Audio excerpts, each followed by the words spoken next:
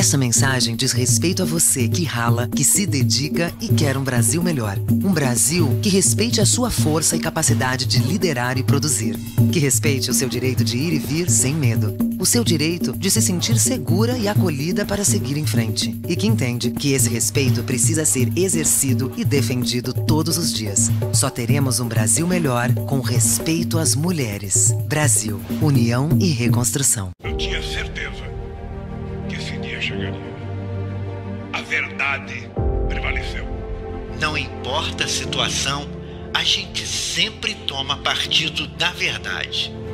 Estamos presentes nos momentos de luto e nos momentos de luta, sem deixar de transmitir a esperança. Para quem já é da casa, siga em sintonia com a gente. Para quem ainda não é, muito prazer. Fazemos parte da Rede Povo de Comunicação do PT. TV PT. Aqui brilha uma estrela.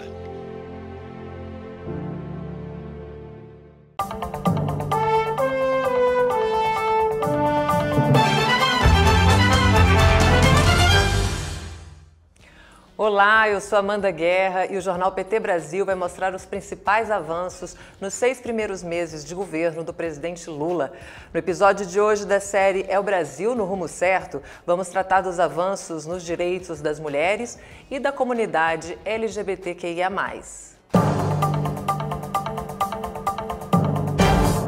Vamos conversar agora com a secretária executiva do Ministério das Mulheres, Maria Helena Guarese. Bem-vinda, secretária. Muito obrigada. Que bom estar aqui nesse instrumento maravilhoso de comunicação, não só com os petistas, mas com toda a sociedade, né? Obrigada pelo convite. A gente que agradece você ter aceito, especialmente nesse momento de celebração, né? Esse marco dos 6 meses do governo do presidente Lula, que já no início do mandato retomou tantos programas, né? E criou outros novos, que tem como foco a mulher brasileira. O Bolsa Família, por exemplo, Minha Casa Minha Vida, que tem como principal beneficiária as mães das famílias, né? O Pronaf Mulher, com linha de crédito rural específica para as mulheres do campo, o Bolsa Atleta, que também foi estendido para as mulheres grávidas e puérperas também, as bolsas do CNPq exclusivas para as pesquisadoras, entre outras ações. A gente vai desdobrar um pouquinho todos esses assuntos aqui. Qual a sua avaliação geral desses primeiros meses do governo do presidente Lula, se tratando aí da redução das desigualdades de gênero no Brasil? Primeiro, é bem importante que se diga que o presidente Lula tem, desde a época da campanha, né, em todo o processo, ele tem frisado a importância de combater a desigualdade e, portanto, construir processos de igualdade, né? Isso é uma coisa que desde a época da campanha vem sendo feita. E quando ele assumiu, ele colocou isso como uma prioridade. E a primeira coisa, uma das coisas mais importantes, principalmente para nós mulheres, era a criação do Ministério das Mulheres, que foi criado já no dia 2 de janeiro desse ano, foi criado o Ministério das Mulheres. O Ministério, ele tem algumas heranças super benéficas, que é no período que o PT governou o Brasil, né, antes do golpe. Daí depois ele teve um período que foi bastante nefasto, em especial para nós mulheres, e o processo de construção ele levou em consideração esses 2 momentos. O momento nós trouxemos do momento que foi coordenado pelo PT, por exemplo, o programa Mulher Viver Sem Violência. É um programa que estava estruturado, que estava construído, que estava bastante sendo ampliado, e nesse período aí do golpe e do governo anterior, ele foi completamente destruído, e ainda alguns programas que permaneceram, eles foram desarticulados do foco que ele tinha, né? Por exemplo, vou dar um exemplo aqui do Disque 180. O Disque 180 é um canal de relacionamento com as mulheres. Ele não é só um canal de denúncia. E da forma como ele foi feito e foi juntado com o Disque 100, com outros instrumentos de ouvidoria, ele foi transformado como uma ouvidoria, né? E isso ocasionou alguns problemas, porque primeiro que hoje nós não temos nem 30% do que a gente tinha em 2016 do 180. Estamos reconstruindo o 180, ou Mulher Viver Sem Violência.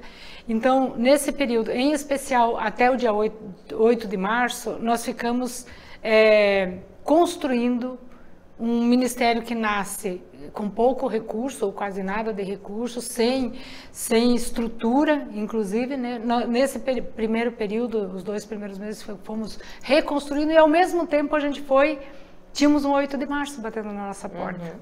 Então, com pouco orçamento, nós fomos fazer aquilo que todas as mulheres já vêm pedindo, desde das oitivas que nós fizemos no GT de transição, que era para a gente fazer essas ações, tem que ser, para a questão das mulheres, ações transversais. Por quê?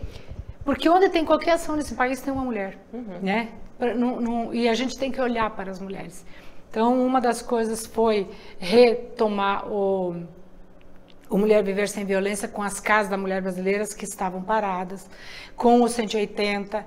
E para o 8 de março, o Ministério das Mulheres fez uma entrega, que a gente está usando esse termo, de 25 ações.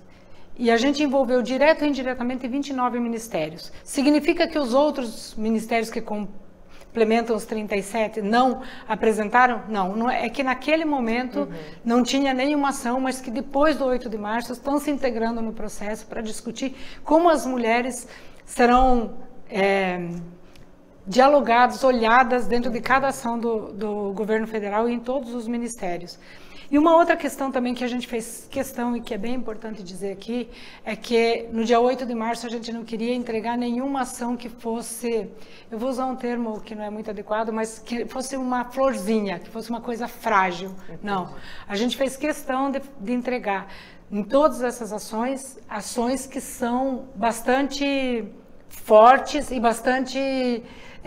que tivesse impacto na vida das mulheres. Isso é uma coisa que a gente fez questão. Tanto é que a gente retomou a construção das creches, que são absolutamente importantes para as mulheres, a questão em todas as áreas, na saúde, Mulheres 1000, nós avançamos também para questões como garantir 50% de participação, por exemplo, das mulheres nos conselhos, por enquanto em nível federal, né, mas já tem até portaria para isso, e outras tantas ações que a Lei da Igualdade. E aí eu quero dizer que, além da gente fazer essas entregas no dia 8 de março, e muitas já foram entregas, né, casas da mulher brasileira já estamos fazendo, creches, e junto com o Ministério da Justiça também a entrega de viaturas da Patrulha Maria da Penha, nós também propusemos legislação, né? Assinada, já foram aprovadas 9 leis na Câmara Federal, com essa Câmara Federal que a gente tem, que tem fragilidade, tem disputa acirrada, mas as pessoas entenderam a importância dessas leis e aprovaram, tanto na Câmara como no Senado. E uma delas que a gente considera a mais importante, que foi produzido por dentro, obviamente que em parceria com outros ministérios, mas por dentro do Ministério das Mulheres, que é a Lei da Igualdade Salarial. Então, nós temos aí um arcabouço legal, temos entregas bastante promissoras e outras que já estão em andamento aí nesse processo e que entregamos no 8 de março e estamos entregando no decorrer do tempo. Então, consideramos que esses 6 meses, apesar de todas as dificuldades, estão demonstrando o tamanho da força política e da articulação que o Ministério das Mulheres tem e o quanto o presidente Lula também tem se empenhado em garantir que todos os ministérios possam fazer essa articulação, não só com o Ministério das Mulheres, mas com o Ministério da Igualdade Racial, com outros ministérios dos povos indígenas, etc., para que a gente faça a transversalidade. Porque hoje no país nós temos desigualdades de gênero, temos desigualdade racial, mas temos desigualdade social, temos desigualdade ambientais, enfim. E o presidente Lula está empenhadíssimo em tentar construir a igualdade nesses espaços. E eu acho que o Ministério das Mulheres, nesses 6 meses, foi um ministério que mostrou a que veio e nós estamos bastante empolgadas e ao mesmo tempo a gente está dizendo, poxa, se a gente fez isso em 6 meses, imagina que a gente não vai fazer em 4 anos. Do mandato, né?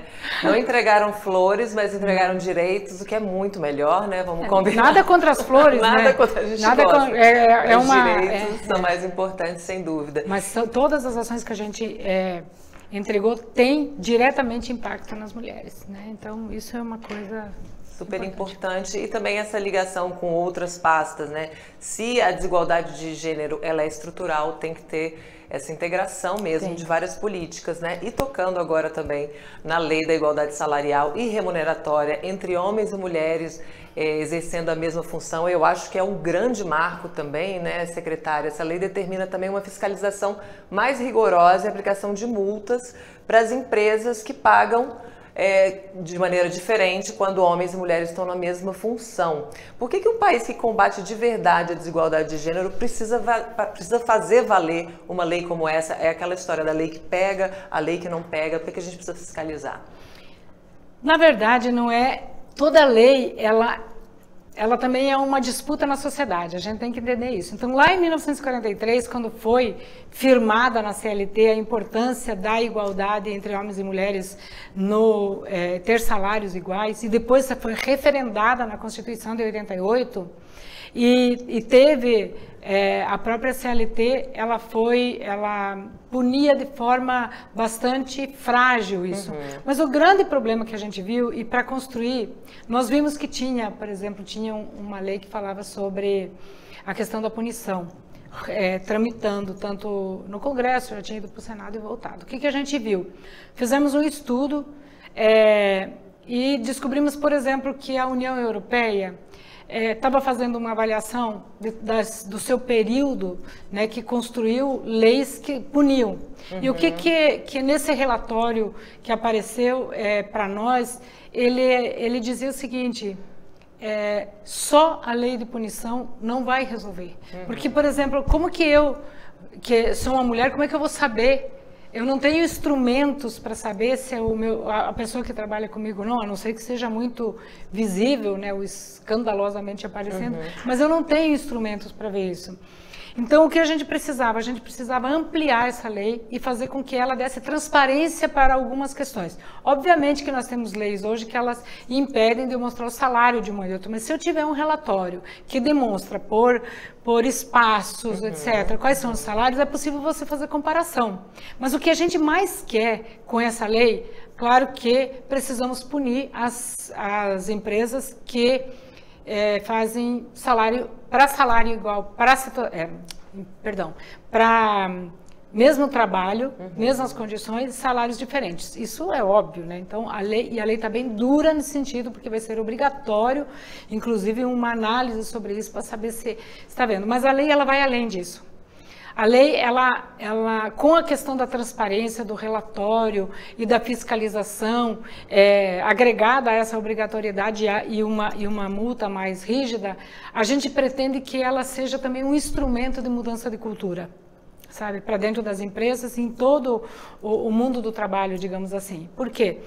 Porque ela vai nos permitir olhar para uma empresa, por exemplo, e saber por que as mulheres estão só lá na parte mais, digamos, baixa, assim, mais dos salários menores, e os homens estão lá nos espaços onde tem os salários maiores. Então, tem diferença de salário onde as mulheres e homens estão? Não. Mas a gente percebe que na estrutura da empresa, elas não são, não há condições para que as mulheres possam estar nesses espaços, para que elas possam participar dos processos, inclusive de decisão. Então, a lei, com esses relatórios, com essa forma, vai colaborar com as empresas para que elas possam efetivamente olhar para a sua dinâmica interna e perceber o seguinte: a diversidade é fundamental para que uma empresa cresça. Temos dados também de que se o Brasil tivesse igualdade salarial, a gente poderia ampliar em até 0,2% o nosso PIB, entendeu? Melhoraria a economia, melhoraria as condições de trabalho, melhoraria a participação. E, obviamente, quando você tem pessoas que pensam de forma diferente nos espaços, há mais criatividade para a solução. E isso gera mais recurso, não só para a empresa, que é bem importante, mas também para a sociedade como um todo, né? Então, a gente acredita que essa lei ela vai trazer todos esses benefícios, além da obrigatoriedade, além da multa, ela vai trazer a transparência, ela vai trazer esses benefícios individuais para as pessoas, mas vai trazer benefício para as empresas e para a sociedade. É uma ousadia? Acreditamos que sim, mas é para isso que esse governo foi eleito, né? Para ser ousado. Para ser ousado, que se for fazer a mesma coisa, a gente precisaria mudar. E também impacta diretamente essa questão do poder econômico, né? Do espaço, da autonomia financeira das mulheres, também vai impactar em outro aspecto que é muito sério na nossa sociedade, que é a violência contra a mulher. A cada 6 horas, uma mulher é morta por questões ligadas ao gênero no Brasil.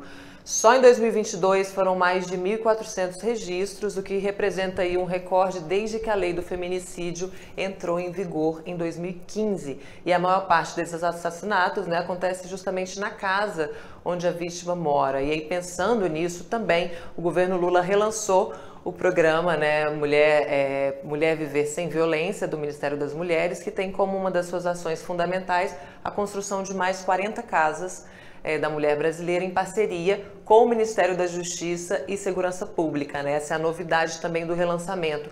E aí eu queria também, secretária, que você falasse um pouco da importância de um governo se preocupar com atendimento especializado, né, mais humanizado nesse caso da violência contra a mulher. Quando a gente fala de violência contra as mulheres, e aí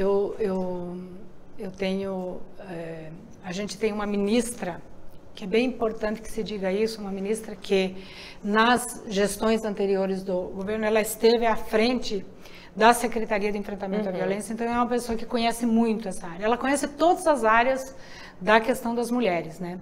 Mas essa área em especial. E uma das coisas que será lançado possivelmente agora no mês de agosto é uma campanha pelo respeito, pela igualdade e contra a misoginia.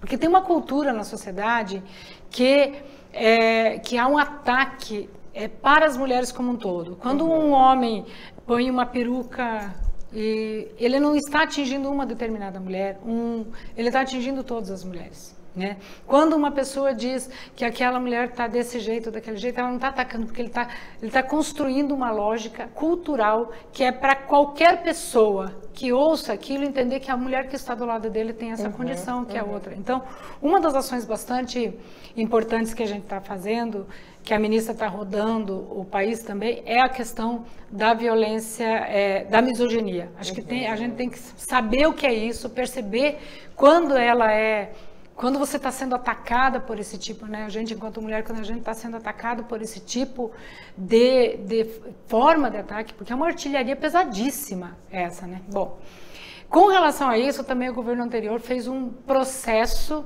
de valorizar armas, de valorizar a violência. E o que aconteceu nesse período? Temos dados que mostram que as mulheres antes desse período, elas eram mortas por faca, por cortantes e tal. Poucos por arma de fogo. Subiu, desculpe aqui eu não tenho o dado, mas subiu mais de 1/4 o número de feminicídios por arma de fogo. Né? Então, as mulheres, há um processo de violência que chega ao nível de feminicídio para as mulheres. Né? Então, isso é uma ação que a gente está... E não só o feminicídio, não só a violência doméstica, que pode começar branda, né, imperceptível, mas depois ela vai se aflorando, como todos os tipos de violência, porque agora, por exemplo, nesse período também apareceu um outro tipo de violência, que é a violência política. Né? Nós temos casos aí, a imprensa está mostrando, né, da quantidade de mulheres que estão sendo atacadas pelo fato de serem mulheres naquele espaço de decisão e poder. Né? Agora mesmo nós estamos com um processo aí na Câmara de 6 mulheres que estão sendo colocadas em comissão de ética por causa de... Agora os homens dizem o que querem, da forma como querem, e não são colocados na comissão de ética. Há a necessidade de fazer, é importante ter lugares como a Casa da Mulher Brasileira, óbvio que é importante, porque lá tem todos os serviços.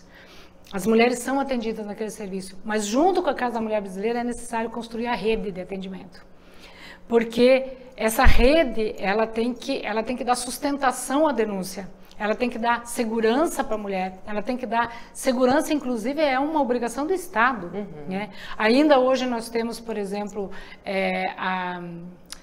como é que chama aquela tornozeleira, né, que é para evitar que o agressor chegue perto da vítima, da mulher. Foram entregues agora também para o mês de março, não entregamos todas ainda, mas 270 viaturas da Patrulha Maria da Penha. E quando a gente entrega uma viatura da Patrulha Maria da Penha, quero dizer que a gente não está entregando só a viatura. Você está entregando um serviço, você está entregando policiais, você está entregando toda uma rede de atendimento para... Aqui é só um elemento dentro da rede de atendimento, porque aquela viatura vai ter que tomar algumas decisões para levar aquilo ali. Então, você está entregando uma rede de atendimento. Temos agora também, já começou o processo de capacitação, seja para quem trabalha nesses serviços ou não, e também tem grupos de trabalho que estão discutindo especificamente violência, por exemplo, contra as mulheres nos espaços políticos. Tem grupo de trabalho discutindo a questão da violência dentro do espaço de trabalho, que praticamente está focada na questão da violência sexual e moral. Então tem grupo de trabalho para isso. Estamos também tem um grupo de trabalho que está discutindo a questão da política dos cuidados, que de alguma forma é uma violência contra as mulheres, entendeu? Porque acaba sobrecaindo sobre nós mulheres todo o processo de cuidado. E alguém esses dias disse assim, não, porque se a gente trabalhar 14 horas por dia, acaba a pobreza. Vamos conversar com as mulheres que trabalham 14 horas por dia. Às vezes mais, né? Que tem o seu trabalho lá de 8 horas por dia, mas daí tem que ir para casa, daí tem mais quantas horas de trabalho doméstico, que é trabalho e precisa ser considerado como trabalho remunerado. Então, esse governo, primeiro, quando você trata de igualdade, também tem uma coisa bem importante assim. Igualdade é uma prioridade nesse país, porque a gente tem que tratar de direito para as mulheres, que inclusive é o tema, né, dessa... E quando a gente fala uma vez um rapaz me perguntou assim para mim, mas quando você fala de direito, você está falando do quê? Direito é tudo aquilo que é possível universalizar. Isso é direito. E aquilo que é para todas as mulheres, no caso, as mulheres, que é para todas as crianças, que é para todos os homens, o que é para todo mundo, isso é direito. Se tem alguma coisa que a gente faz que é para um grupo restrito de pessoas, não é um direito, é um privilégio. E o governo Lula, o presidente Lula tem insistido nisso, né? Nós queremos orientar para quê? Olhar exatamente para essa questão de como nós vamos tratar os direitos das mulheres. E uma das coisas importantes é a questão da segurança, porque sem segurança as mulheres não conseguem ir trabalhar. E olha que elas vão mesmo sem segurança, porque quando a mulher entra num ônibus lotado, quando ela fica num ponto de ônibus sozinha, quando às vezes ela tem que voltar para casa com o marido violento, ela está em que espaço de segurança? Não está. E ela tem ela e ela mesma. Então o Estado, a responsabilidade da violência doméstica, da violência contra as mulheres, é uma responsabilidade também do Estado e também desse governo, que está absolutamente empenhado para construir essa igualdade, para acabar com a violência e para colocar as mulheres em todos os espaços. Nós precisamos estar em todos os espaços, porque onde tem uma decisão, seja de asfalto, seja de creche, seja de hospital, as mulheres precisam estar lá para decidir sobre. Se eu vou falar sobre agricultura, e aí eu quero dizer uma coisa, um dos grandes temas que nós estamos falando agora, que é sobre a questão ambiental. E aí é uma posição que eu tenho defendido, que é o seguinte: nós não estaríamos nessa crise ambiental hoje se a gente tivesse só um tipo de pessoa pensando sobre o mundo, né? Um tipo de pessoa que se considera que é homem, branco, que se diz heterossexual, né? E que pensa o mundo. Se você não colocar lá mulheres, índios, negros, negras, deficientes para pensar esse mundo, ele vai ser cada vez mais problemático, inclusive do ponto de vista climático. Coloquemos as mulheres, coloquemos toda a diversidade que a gente tem nesse país rico para pensar a questão, por exemplo, climática, e a gente vai ter um mundo completamente diferente em termos de clima. Vamos pensar, coloquem homens, mulheres e toda a diversidade para pensar o mercado de trabalho, e nós vamos ter outro tipo de mercado de trabalho. E assim por diante, né? Eu acho que é bem importante a gente pensar nessa questão da importância da diversidade para as soluções que o mundo precisa. Né? E nós mulheres temos solução, quero dizer, que nas nossas cabeças, no nosso dia a dia, nos nossos debates, nós temos soluções e queremos colocar, às vezes elas são, e a gente é impedida de ter essas soluções, mas isso é uma coisa que a gente tem que colocar na pauta. O silenciamento, né? Secretária, para a gente finalizar, eu queria que você falasse um pouquinho dos próximos desafios aí que o Ministério das Mulheres já tem desenhado, já tem ali no seu panorama de trabalho. O que vem por aí nos próximos tempos desse Ministério? Então, o Ministério hoje ele é construído, né, em 3 pilares, digamos assim, né? Um dos pilares é a questão do enfrentamento à violência, né? O segundo pilar é a autonomia econômica e política dos cuidados, que a gente tem todo um processo, tanto em parceria com outros ministérios como a gente mesmo, além da lei da igualdade salarial, nós temos previsão de capacitação para as mulheres, outros instrumentos para abrir espaço para as mulheres na empregabilidade, mas também naquilo que eles chamam de empreendedorismo, ou seja, em todos os espaços nós temos... Estamos pensando em lavanderias comunitárias, já tem projeto, né, para a gente pensar a questão dos restaurantes comunitários, por exemplo, para ajudar, inclusive nessa questão do cuidado, abrindo vagas para as mulheres e percentual de vagas para as mulheres em concurso ou em algum outro tipo. No ponto de vista, o terceiro pilar, digamos, que o Ministério tem a questão da articulação.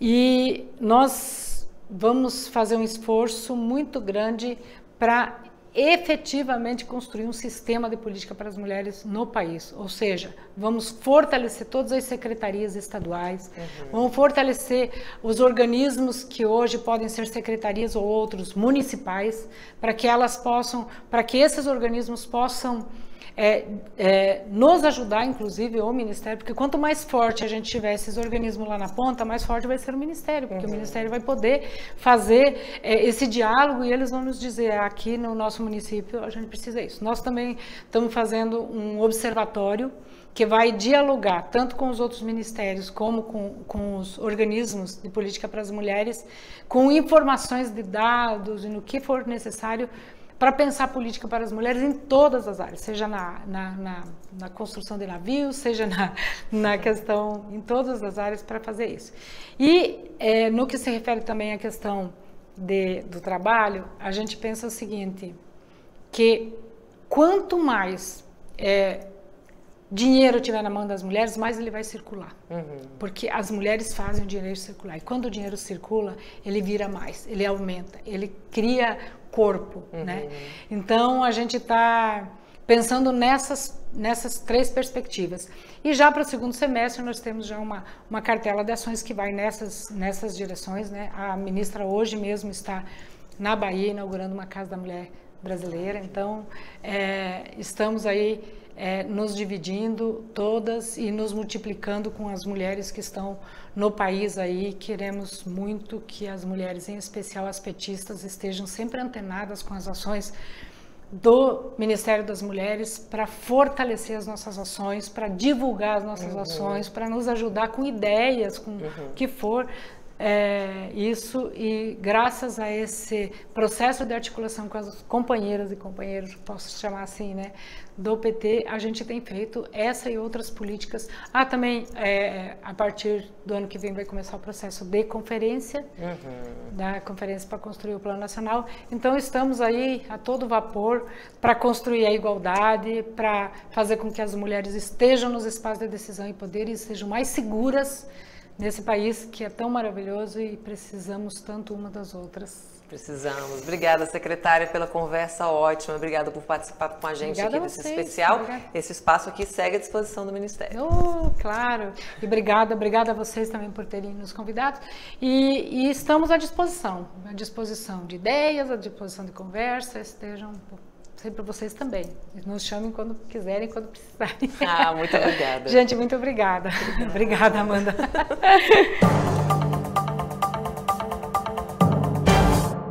Olá, eu sou a Karina Chagas e nós vamos conversar também com a diretora de Promoção e Defesa dos Direitos das Pessoas LGBTQIA+, do Ministério dos Direitos Humanos e Cidadania, Daniele Santabrígida. Muito obrigada pela sua presença aqui, bem-vinda. Obrigada. Daniela, já vamos começar falando, né, de como está sendo importante esse início, né, de gestão do governo Lula, com várias ações já desempenhadas, né, nesses primeiros 6 meses. Durante a gestão de Bolsonaro, as pessoas LGBTQIA+, elas foram, assim, frontalmente atacadas.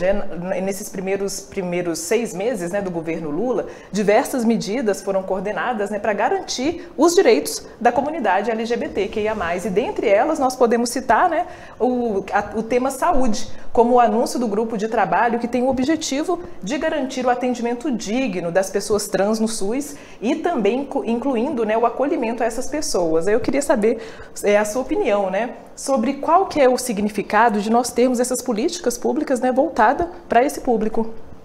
Sim, nesse momento o governo ele tem construído muitas coisas inéditas para a nossa população, né? Na verdade, esse ano ele tem sido muito histórico para a gente, porque depois aí desse período que nós tivemos de desconstrução, desarticulação dos instrumentos de proteção da nossa população e até de perseguição, né, da população LGBTQIA+, tanto no discurso quanto na questão das políticas públicas que foram desconstruídas nesse período, a gente tem agora nesse período de 6 meses um processo muito positivo de retomada. E para além da criação da secretaria, que é em âmbito global, a primeira estrutura de segundo escalão que se tem para tratar dessa pauta, nós tivemos no âmbito do governo federal a iniciativa dos ministérios estarem com foco na participação social e no processo de transversalização e interseccionalização da política, que é não só para a população LGBT, mas também para a população LGBT, né? Porque esse processo ele acaba dentro dos ministérios dialogando as políticas públicas, principalmente para esses setores que tiveram suas políticas mais desconstruídas nesse período e que são setores sociais mais vulnerabilizados devido a esse processo de violência, da escalada do ódio e desse processo de enfrentamento. Dentro do Ministério dos Direitos Humanos, a gente teve como prioridade, inclusive, o Disque 100, que foi o nosso primeiro instrumento de denúncia contra as violências e violações de direitos, que inicia o seu processo em 2011, né, que passa a ter um módulo LGBT e nesse último período ele foi totalmente desarticulado e passou inclusive a receber denúncias de movimentos sociais e organizações LGBT na sua atuação, né? E aí quando a gente volta agora nesse processo que vem sendo chamado do governo Lula 3.0, a gente tem esse start dentro do Ministério da Saúde, que foi uma política que foi muito precarizada nesse período, em âmbito geral, mas também nos avanços que nós tínhamos na população LGBT, e esse grupo ele vem principalmente para atender a população de travestis e transexuais no âmbito da saúde, que é extremamente positivo para a gente. Nós ficamos muito felizes com a notícia, né, da atuação do Ministério. E aguardamos muitas questões positivas de se ter a retomada e a ampliação do processo de atendimento a essa população nos estados e municípios, que é uma população que tem muita dificuldade de acesso à saúde. Então, o atendimento integral, quando a gente fala de uma população que tem uma expectativa de vida de 35 anos, você fala não só do processo de violência, que mata muito essa população no Brasil, mas também da questão da ausência das políticas públicas, de não ter acesso à saúde. Isso faz também com que essas pessoas morram por questões que seriam tratáveis. Então, ter o atendimento integral no SUS também significa garantir a vida dessas pessoas. Maravilha. E, Daniele, a gente pode também falar a respeito, né, da segurança, porque nesse governo foi instituído também um grupo de trabalho ministerial de memória e verdade das pessoas LGBTQIA+, nessa iniciativa. Ela é um espaço, né, será um espaço de investigação e busca por justiça relacionada, né, aos crimes cometidos contra esta população. E a gente pode citar também, né, houve também o lançamento da Cartilha de Defensoria Pública da União, que é um documento muito simples, né, fácil, assim, didático de entendimento, que tem tem informações sobre os direitos das pessoas LGBTQIA+. Então fala pra gente como que essas ações elas podem reverter, talvez, né, estatísticas assim, de violência contra esse público. Sim, a gente tem como princípio atuar na prevenção, no acesso à justiça e na garantia de direitos. Então, como eu falei inicialmente, né, a gente tem o Disque 100. Então, o Disque 100, a partir do momento que você sofre uma violência, você passa a ter um mecanismo para onde denunciar essa violência e, a partir daí, passar pelo processo judicial, sempre que necessário, e pelo processo de reparação dessa violência. Esse GT de Memória e Verdade, assim como a cartilha, eles foram entregas que nós apresentamos no dia 17 de maio, que é o Dia Internacional de Enfrentamento à LGBTI-fobia. E assim, ele já vem se startando, né, iniciando os processos, e a gente tem a pretensão de fazer um levantamento do período histórico, porque, como a gente sabe, as vivências, as orientações sexuais e identidade de gêneros, elas são criminalizadas no Brasil desde o período da colonização, a partir do processo da própria Inquisição. Então, ela passa por um período em que é considerado crime, e havia naquela época, inclusive, a questão das denúncias que eram estimuladas, né, de você denunciar essas pessoas para o Império na época. E depois disso, quando a gente tem a reforma, o primeiro Código Civil, os primeiros códigos, as primeiras legislações brasileiras, ela deixa de ser crime para ser vista como doença. Então, a gente sempre tem aí um processo histórico que a gente sabe que acabou impondo para a nossa população vários processos de violência e de violações de direitos. E que perpetuam até hoje, né, que acabam evoluindo para outros processos modernos de formas também de discriminação. Só em 2001 a gente consegue a primeira legislação que proíbe a discriminação no âmbito da saúde mental da nossa população. E os processos eles acabam sendo muito demorados aqui dentro do Brasil, né? Só em 99 a gente passa a ter a despatologização pela psicologia da questão da homossexualidade e a transexualidade demorou mais um pouco, e a gente ainda tem essa questão da bissexualidade, que a gente ainda tem manuais normativos que orientam o tratamento ou que vinculam essa sexualidade a alguma patologia. Então, a gente ainda tem um processo para andar nesse campo. E a ideia desse GT é que ele traga todo esse processo de violação. Então, tanto essas violências que a gente tem, de violências institucionais, a questão da evolução do direito, desse processo histórico até o momento contemporâneo, a ideia é que esse GT traga e ele aponte para nós, do Ministério de Direitos Humanos, um processo de políticas públicas para que a Secretaria Nacional LGBT, a partir desses dados, a gente possa construir políticas públicas também de reparação para a nossa população, de pensar esses processos, inclusive na atualidade, e como a gente faz o processo de reparação e incidência, a partir desse conhecimento, né, e também pensar a preservação histórica do que é esse processo. E pensar políticas públicas que tenham efetividade no campo atual. Ainda hoje falamos inclusive em violência institucional, e aí a gente tem atuado no sentido também de pensar mecanismos de como a gente pensa a política pública para que essa estrutura do Estado, que ela foi construída dentro de um processo para não pensar esse indivíduo e que acaba excluindo ele da política pública, como é que a gente faz para integrar? Então, eu acho que esse GT ele tem plenas condições de dar orientações e mecanismos para a gente para repensar essa estrutura de Estado também. Como é que a gente faz para o Estado ser mais acolhedor e inclusivo para a nossa população? A cartilha, ela é uma iniciativa da DPU e ela traz uma linguagem simples. Então, falar da cartilha é falar também de acesso a direitos e à justiça. A partir da leitura, é uma cartilha que traz aí várias informações, ela serve não só para a nossa população, mas para quem quer conhecer mais, para quem quer entender mais como funciona, ou até para quem é amigo ou familiar que queira ajudar uma pessoa em alguma situação de violência ou violação de direito. Então, a cartilha ela dá esses mecanismos de você saber aonde ir, o que fazer e como agir em determinadas situações. Diante aqui da nossa conversa, a gente vê como que é bom, ainda que tardio, pelo menos pensar, né, em todas essas questões para a gente ter uma sociedade mais justa, né, mais unida. E vale lembrar, né, também que nesse ano, pela primeira vez, o Palácio do Planalto, ele sediou uma celebração, né, em homenagem ao Dia do Orgulho LGBTQIA+. Fala pra gente qual que é a importância de um ato como esse, que foi na sede do Poder Executivo Federal, né? O que você acha desse ato?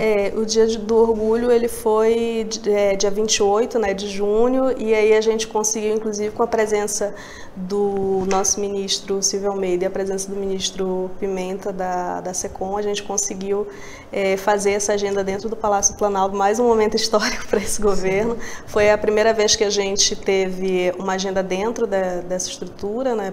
E isso aponta muito para a gente que esse é um momento em que não é só o retorno do governo, mas é um retorno de um Brasil inclusivo, um Brasil de todas, todos e todes. E a gente teve também, pela primeira vez, a iluminação de toda a esplanada dos ministérios, do Palácio do Planalto, do Palácio do Itamaraty, e o Congresso, que já tinha essa tradição de ser iluminado com as cores também. Então, no dia 28, a esplanada dos ministérios estava muito bonita, estavam todos os prédios iluminados com as nossas cores, historicamente pela primeira vez. Ficou multicolorido, né? A nossa capital. E dia 28 também a gente teve várias entregas, no dia 17, e dia 28 também a gente teve várias entregas de vários ministérios e também entregas inéditas, que foi um selo dos Correios. Pela primeira vez o órgão faz uma agenda nesse sentido de ter uma entrega para a sociedade. O selo ele já está disponível, o selo do orgulho ele já está disponível em todas as agências do Correio. Você já pode usar para enviar uma carta, dá até vontade de enviar uma carta só para poder comprar o selo. E a gente teve um edital do SERPRO também, primeira vez também, o SERPRO está desenvolvendo também um programa de inclusão. A gente teve com eles também em outros momentos, fomos convidadas, né, por eles.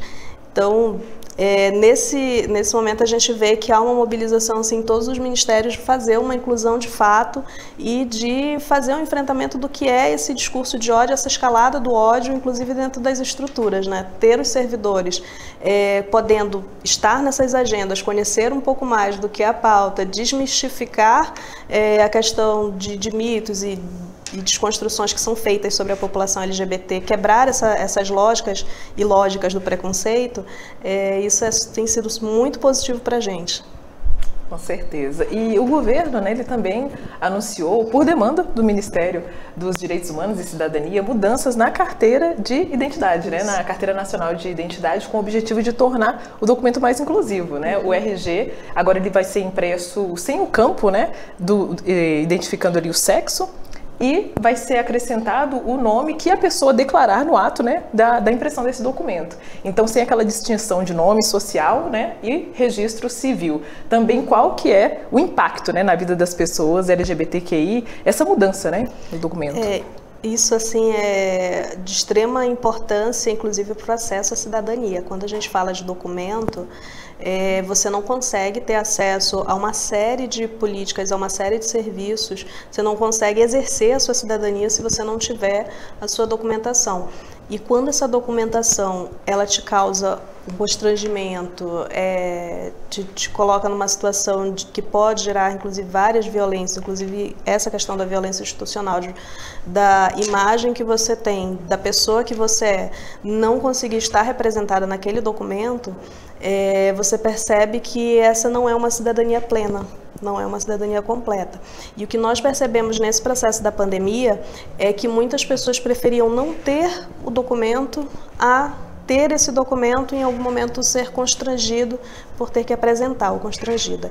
Então, esse avanço, e assim, sendo muito franca, eu já tive mais de uma via de RG e nunca veio a informação sobre sexo no meu RG. Então, a colocação do RG nesse novo documento, nesse registro geral, ela foi uma condição puramente ideológica. Eu acho que não tem outra justificativa, né? Não tem como a gente buscar nenhuma justificativa técnica ou qualquer coisa para que isso venha nesse documento, porque anteriormente nunca teve, agora porque que essencialmente precisaria ter. Então, o próprio processo, a gente já tem várias jurisprudências em relação à questão do nome social e nesse processo anterior também a gente avalia que é muito complexo. Você tem várias normativas, vários processos de implementação do nome social em outros documentos e nenhum deles, na verdade, eles inclusive apontam isso, de que você não coloca o nome social junto com o nome de registro, porque senão você acaba inviabilizando, você continua causando um constrangimento. E o nome social ele vem justamente para que você não sofra esse constrangimento, a pessoa trans não sofra esse constrangimento. Então, esse é mais um avanço desse governo, de inclusive se adequar às outras normativas, os outros padrões de documento que já existem no Brasil e em outras partes do mundo que respeitam essas identidades trans, e aí a gente apresenta também com muito orgulho. E é que nem você falou, muitas vezes, né, a população ela não para pensar no outro. Então, como que um documento pode afetar tantos setores, né? Que todos os acessos que você faz, seja num prédio, ou a questão do acesso à educação, saúde, né, vida profissional, você tem que apresentar um documento e aí a pessoa vai se debater, né, se deparar com essa situação. Então, é isso. Daniele, muito obrigada pela sua presença aqui. Eu queria que você soubesse que a gente está aberto, já é a sua segunda visita aos nossos estúdios. E sempre que tiver mais alguma, né, demanda, é só comparecer aqui que você vai ser muito bem-vinda. Muito obrigada. Eu agradeço o convite e estamos sempre à disposição. É sempre importante a gente falar, né? Falar de direitos, falar da garantia de direitos e do quanto é importante a gente construir uma sociedade de respeito, que a gente consiga enfrentar esses processos de ódio, esses processos de discordância e construir uma sociedade pacífica com união, como vem sendo a nossa logo de governo, né? Reconstrução e união. Que bom! E você segue em sintonia com a Rede Povo de Comunicação para mais informações dos 6 meses do governo Lula. É o Brasil no rumo certo. Vem com a gente, meu Brasil, que o povo tá gostando, nossa vida melhorando. É o governo trabalhando, trabalhando, trabalhando. Nosso povo tá gostando, trabalhando, trabalhando. É o governo trabalhando. A inflação caiu, a picanha caiu, a gasolina já caiu. Isso todo mundo viu. O diesel caiu, o álcool caiu, o gás de cozinha já caiu. Tá voltando o meu Brasil. Bolsa Família voltou, o Mais Médico voltou, o Brasil sorridente voltou. É trabalho com amor, trabalhando, trabalhando. Nosso povo tá gostando, trabalhando, trabalhando. É o governo trabalhando, trabalhando, trabalhando. Nosso povo tá gostando, trabalhando, trabalhando. É o governo trabalhando. União e Reconstrução, Governo Federal.